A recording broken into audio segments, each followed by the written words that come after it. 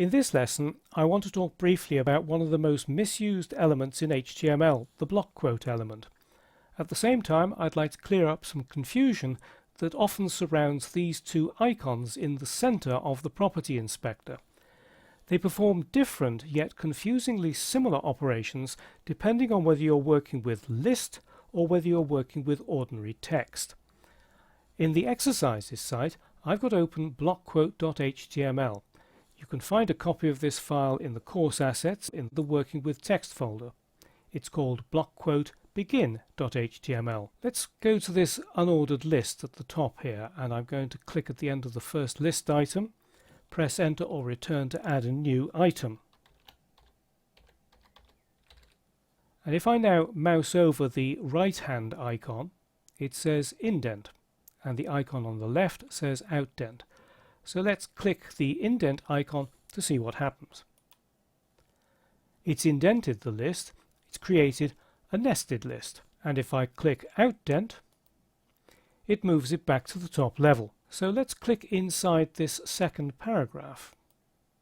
If I now mouse over the right icon, it says block quote, and over the left icon, remove block quote. So let's click the block quote icon to see what happens.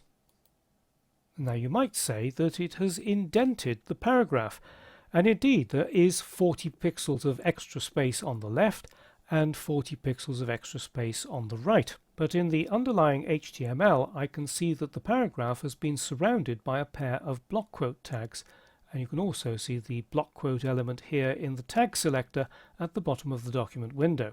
The purpose of the block quote element is to highlight a lengthy quotation from another source, and the idea of indenting it on both sides is simply to draw attention to it. And with CSS you can in fact style it in a completely different way. It doesn't necessarily need to be indented. You can give it a background image. You can do all sorts of things with it. But let's see what happens if I click block quote again.